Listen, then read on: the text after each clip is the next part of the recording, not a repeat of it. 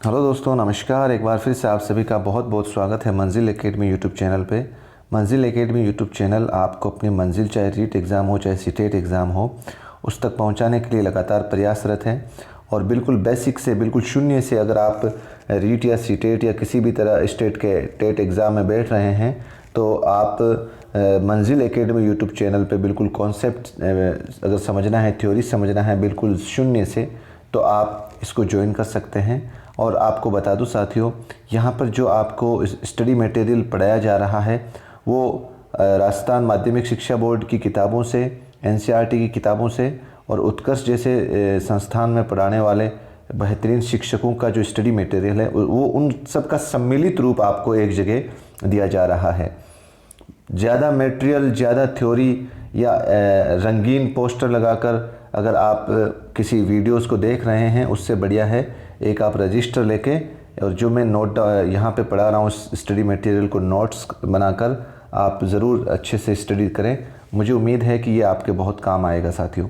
बिना देर किए गए अब मैं आपके सामने एक बार फिर से नई क्लास लेकर आया हूँ। आज हमारी क्लास है बाल विकास की अभिवृद्धि व विकास के प्रमुख सिद्धांत।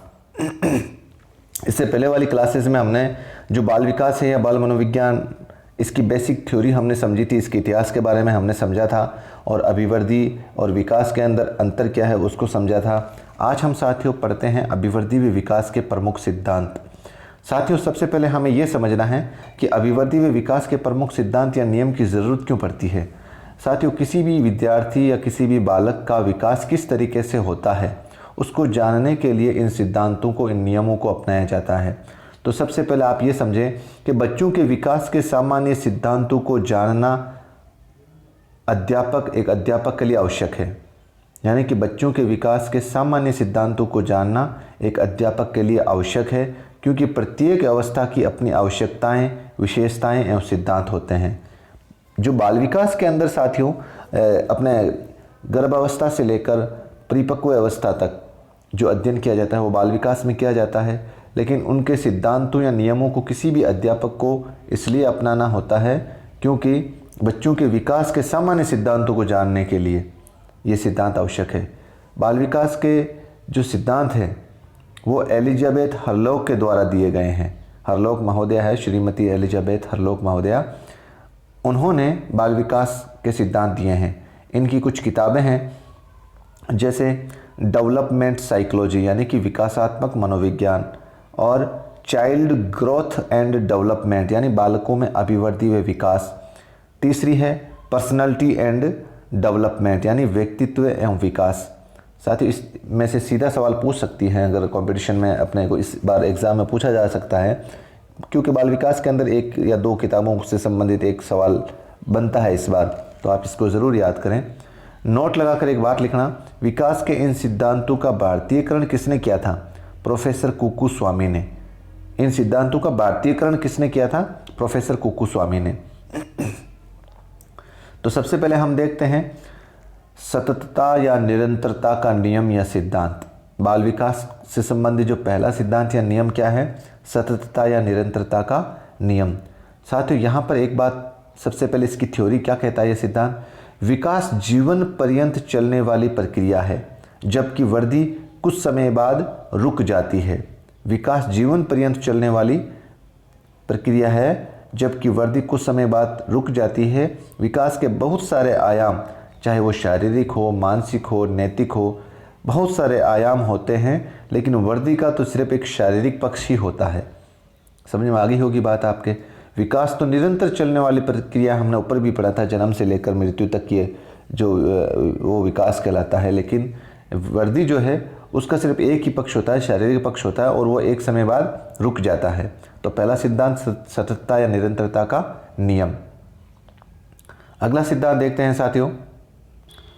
दूसरा सिद्धांत देखते हैं साथियों, समान प्रतिमान या समान मॉडल का सिद्धांत। समान प्रतिमान या समान मॉडल का सिद्धांत, इसको यूनिफॉर्म पैटर्न भी कहते हैं। इसकी थ्योरी क्या है साथियों? प्रत्येक जीव अपनी जाति के जीवों के समान ही बढ़ते हैं, अर्थात प्राणी के प्रतिमान के अनुसार ही अभिवृद्धि व विकास होता है। जैसे एक मानव के पुत्र की अभिवृद्धि या विकास उसका दूसरे मानव के प्रतिमान के अनुकूल ही होगा। चूहे का चूहे के समान, हाथी का हाथी के समान। प्रतिमान का मतलब होता है प्रजाति। अगर आपको यूँ समझे इस सिद्धांत को कि जो कोई भी इंसान हो तो उसके बच्चों का जो विकास है, जो वृद्धि है, वो दूसरे इंसान की तरह ही होगा, ना कि जानवर के बच्चों की तरह। जैसे गाय है, गाय की प्रजाति का जो बछड़ा पैदा होता है, वो अगर दूसरी गाय जहाँ कहीं पे भी, ज़रूर नहीं भारत में, दूसरी जगह भी गाय है कहीं पे भी, तो उसके बछड़े का विकास भी इसी गाय की तरह होगा। तो समान प्रतिमान या समान मॉड्यूल का सिद्धांत। तीसरा सिद्धांत है साथियों, सामान्य से विशिष्ट की ओर। ये बात विकास के प्रत्येक पहलू के लिए सत्य है।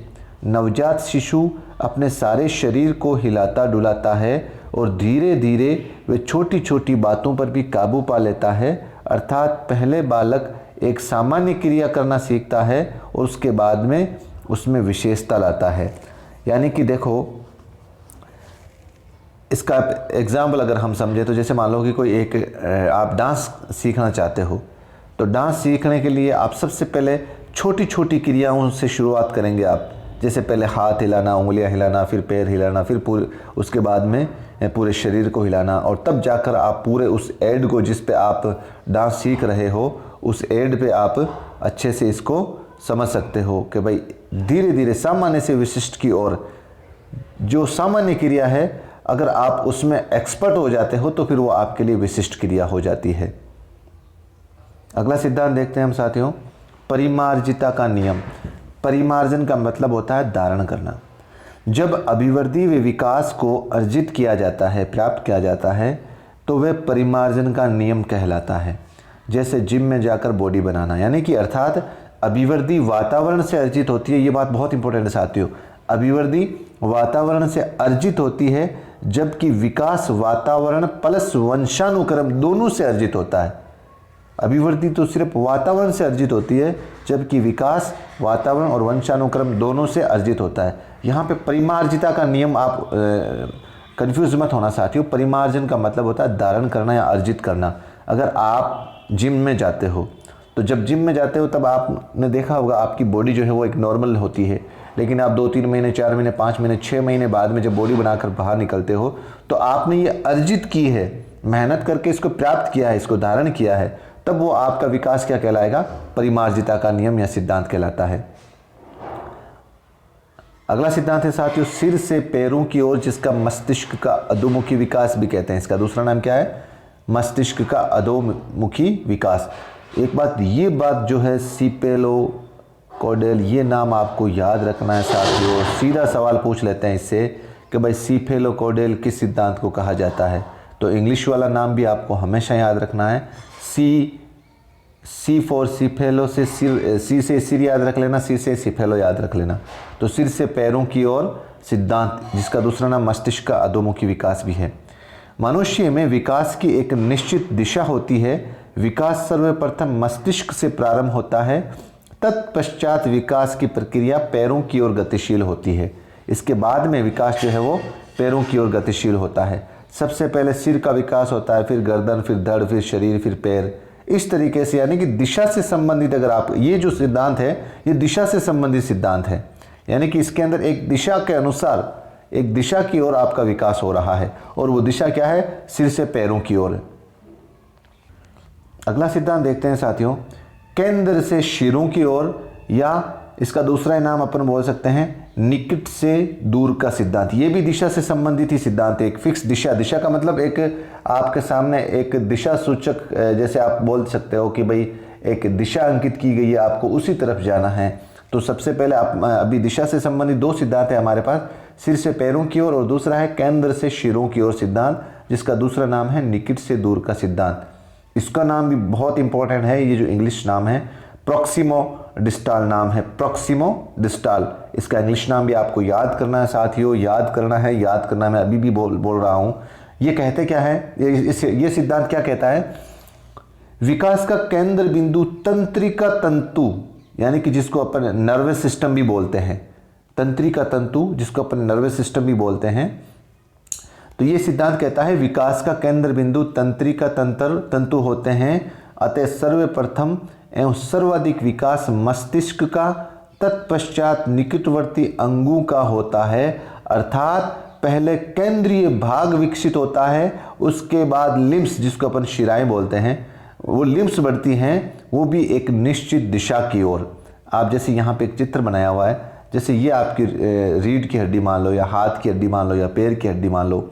आप जैसे जैसे बड़े होते जाते हैं, आपके हाथ या पैर या आपकी जो रीढ़ की हड्डी, जैसे वो चेस्ट वगैरह है, वो इस तरीके से बढ़ते जाते हैं। सिर्फ एक साइड इस तरीके इस तरफ नहीं बढ़े जाएंगे। ये जो मेन केंद्र बिंदु है, इसके साइड के अंदर जो तंत्रिका, ये मेन नर्वस सिस्टम है, जैसे बीच का सेंटर का केंद्र बिंदु है, यहाँ पे इस सेंटर से केंद्र बिंदु की ओर जो केंद्र की शिराएं हैं, केंद्र से जो कॉर्नर की शिराएं हैं, उस तरफ इसका विकास होता है। इस तरीके से ये केंद्र कॉर्नर की शिराएं हैं, यहाँ केंद्र से इस तरफ बाहर की तरफ विकास होता है। जैसे मान लो कि ये अपना हाथ है, इस तरीके से ये हाथ जब हम जैसे जैसे बड़े होते हैं, ये इसकी जो मेन हड्डी होती है वो सेंटर में ही रहती है, और जो चमड़ी वगैरह, जो मांस वगैरह होता है, वो दोनों साइड बढ़ता जाता है। तब कौन सा विकास होता है? वो केंद्र से शुरू की ओर सिद्धांत या निकट से दूर का सिद्धांत, इसको बोल सकते हैं अपन। अगला सिद्धांत है साथियों, व्यक्तिगत विभिन्नता का सिद्धांत। कोई भी बालक वृद्धि या विकास की दृष्टि से दूसरे बालक के समान नहीं होता। विकास की प्रक्रिया दो प्रकार की विभिन्नता को प्रकट करती है। याद रखो साथियों, आप अपने ऊपर का इसको लेकर देखो, आपका जिस तरीके से विकास हुआ है, ठीक उसी तरीके से आपका जो साथी है, आपका कोई दोस्त है, आपका भाई है, उस तरीके से नहीं होगा। जैसे मान लो कि आपकी जैसी की जैसी नाक है, जैसे जैसे हाथ है, जैसे जैसे पैर है, उस तरीके से विकास आपके उस दूसरे वाले बालक का नहीं हुआ होगा, कहीं एक दो जगह अपवाद को छोड़कर। अगर हम विभिन्नता का रूप देखें तो विभिन्नता देखें अपन, अवस्था आधारित विभिन्नता और लैंगिक विभिन्नता। बालकों के अंदर जो विभिन्नता पाई जाती है वो अवस्था को लेकर और लैंगिक को विभिन्नता को लेकर। जैसे मान लो जो शैशव अवस्था होती है, उसके अंदर विकास जो होता है वो तीव्र होता है, और बाल्य अवस्था होती है उसके अंदर मंद होता है, और किशोर अवस्था होती है उसमें तीव्र होता है, और प्रौढ़ अवस्था में वापस आते आते मंद हो जाता है। ये तो व्यक्तिगत विभिन्नता का सिद्धांत इसीलिए बोला जाता है साथियों। जैसे ये ज़रूरी नहीं है कि जैसे एक बालक है, अगर उसका शैशव अवस्था में जो विकास है वो तीव्र होता है, और दूसरा बालक है उसका शैशव अवस्था में जो विकास है वो मंद होता है, ऐसा नहीं हो जाता, ऐसा नहीं होता है। व्यक्तिगत विभिन्नता के अंदर प्रत्येक बालक के अंदर शैशव अवस्था के अंदर जो विकास होता है वो तीव्र होता है, लेकिन विकास का जो आप जैसे शक्ल और सूरत है ना, वो भिन्न होता है, लेकिन जो विकास की गति है वो तीव्र होती है। अगर लैंगिक विभिन्नता में देखें तो लड़कियां होती हैं ना, लड़कियों का शैशव अवस्था में और बाल्य अवस्था में, और लड़कों के अंदर किशोर अवस्था में अतिवृद्धि होती है। यानी कि अगर अपन देखें लैंगिक जो विभिन्नता है, लैंगिक विभिन्नता को लेकर जो अभिवृद्धि है या विकास है, वो लड़कियों के अंदर सबसे ज़्यादा तो होता है शैशव अवस्था में और बाल्य अवस्था में, लेकिन जो लैंगिक विभिन्नता पाई जाती है लड़कों के अंदर सबसे ज़्यादा वो किशोर अवस्था में पाई जाएगी, लेकिन लड़कियों में शैशव अवस्था और बाल्य अवस्था में। ये याद रखें साथियों, लैंगिक विभिन्नता लड़कियों में तो पाई जाती है शैशव अवस्था और बाल्य अवस्था में, लेकिन लड़कों के अंदर सिर्फ किशोर अवस्था में पाई जाती है। अब लैंगिक विभिन्नता है क्या, ये भी जानना जरूरी है हमें। लैंगिक विभिन्नता होती है शैशव अवस्था और बाल्य अवस्था में लड़कियों में विकास की अधिकता होती है, तथा किशोर अवस्था के पश्चात बालकों में अधिक विकास होता है। ये लैंगिक विभिन्नता पाई जाती है, इसको लैंगिक विभिन्नता कहते हैं। यानी कि शैशव अवस्था और बाल्य अवस्था में तो लड़कियों के विकास की मात्रा अधिक होती है, लेकिन किशोर अवस्था आते आते बालकों में विकास अधिक हो जाता है।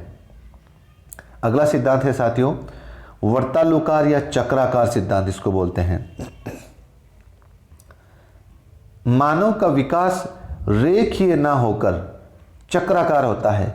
ये साथियों सीधा सवाल पूछा जाता है कि भाई मानव का विकास होता है रेखीय, चक्राकार या वर्तुलाकार, इन दोनों में से एक ऑप्शन पूछ रहा है, या दोनों, या इन दोनों में से कोई नहीं। तो आप ये याद रखना, रेखीय मत करना वहाँ पे। रेखा का मतलब होता है एक सीधी दिशा में इस तरीके से। तो बालक का जो विकास होता है वो वर्तालुकार या चक्राकार होता है। कैसे, इसको समझते हैं अपन।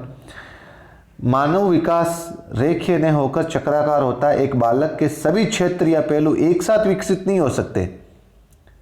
जैसे शारीरिक रूप में एक बालक जल्दी विकसित हो, परंतु उसका मानसिक विकास उस गति से ना हो। यानी रेखीय का मतलब एक ही पहलू का विकास होना है, जैसे शारीरिक विकास हो या मानसिक विकास न हो। इसका मतलब ये हुआ साथियों कि जो रेखीय विकास होता है वो जैसे उस बालक के अंदर सिर्फ शारीरिक विकास होता है। यह कभी देखा आपने किसी बालक के अंदर? ऐसा नहीं होता है साथियों। जब किसी बालक का शारीरिक विकास होता है उसी तरीके से उस बालक का मानसिक विकास भी बढ़ता जाता है, नैतिक विकास में भी वृद्धि होती जाती है।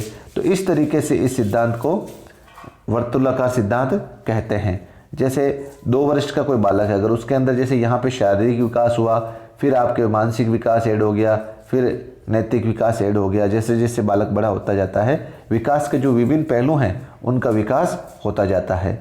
हरलोक महोदया ने कहा है मनुष्य का जीवन घंटी की आकृति के समान होता है। बहुत इंपॉर्टेंट परिभाषा साथियों, ये पूछी भी जा चुकी है 1-2 बार, तो आपको याद रखना है। हरलोक महोदया, मनुष्य का जीवन घंटी की आकृति के समान होता है। अगला सिद्धांत है साथियों विकास की भविष्यवाणी का सिद्धांत या पूर्वानुमेय गुणों का सिद्धांत भी बोलते हैं इसको। इसकी थ्योरी क्या है? किसी भी बालक की रुचि तथा रुझान अथवा बुद्धि के बारे में परीक्षणों के आधार पर सुगमता से भविष्यवाणी कर सकते हैं। सुगमता से, यानी कि अपने एक मारवाड़ी में कहावत है ना, पूत का पग पालने में दिखे। तो ये कहावत यानी कि हम बच्चे को उसके शुरुआती लक्षणों के आधार पर ये बता सकते हैं, उसके लक्षणों को देखकर कि भाई ये बड़ा होकर ये बन सकता है। जैसे एक बालक है बचपन में दौड़ने में बहुत तेज है, खेलने कूदने में, तो हम ये अंदाज़ा लगा सकते हैं कि भाई ये बालक जो है वो बड़ा होकर स्पोर्ट्स पर्सन बनेगा या कोई अच्छा सा खिलाड़ी बनेगा। अगला सिद्धांत है विकास संचयी होता है। विकास की प्रक्रिया में प्रत्येक अनुभव का महत्व होता है और किसी एक भी अनुभव की उपेक्षा नहीं की जा सकती। आने वाले अनुभव अपने से पहले अनुभवों का परिणाम होता है। विकास का नमूना क्रमबद्ध प्रकृति को प्रकट करता है और वृद्धि की श्रृंखला को नहीं। यानी कि विकास की प्रक्रिया जो है वो प्रत्येक अनुभव का महत्व होता है। साथियों, जो अनुभव आपने जिस विषय वस्तु को लेकर आज प्राप्त किया है वही अनुभव आपके आगे चलकर दूसरे अनुभवों में ऐड होगा और उसमें वृद्धि होगी। अगला सिद्धांत देखते हैं वातावरण व वंशानुक्रम की अंत्यक्रिया का सिद्धांत। विकास वातावरण तथा वंशानुक्रम का योग है। वातावरण व वंश बच्चे के शारीरिक, मानसिक और संवेगात्मक विकास पर बहुत प्रभाव डालते हैं। अर्थात वातावरण व वंशानुक्रम के साथ अंत्यक्रिया सकारात्मक हो तो उसके परिणाम भी गुण के रूप में सकारात्मक मिलेंगे, और अगर अंत्यक्रिया नकारात्मक हो तो परिणाम भी नकारात्मक मिलेंगे। यानी कि इस सिद्धांत को इस तरीके से समझें कि भाई विकास जो है वो वातावरण तथा वंशानुक्रम का योग है। वातावरण व वंश बच्चे के शारीरिक, मानसिक और संवेगात्मक विकास पर बहुत प्रभाव डालते हैं। अगर उसके परिवार का वातावरण अच्छा है, उसमें जैसे मान लो कि शांत माहौल है और है, खाने पीने के अच्छे साधन सुविधा हैं, तो उस बालक का जो शारीरिक विकास है बहुत अच्छा होगा।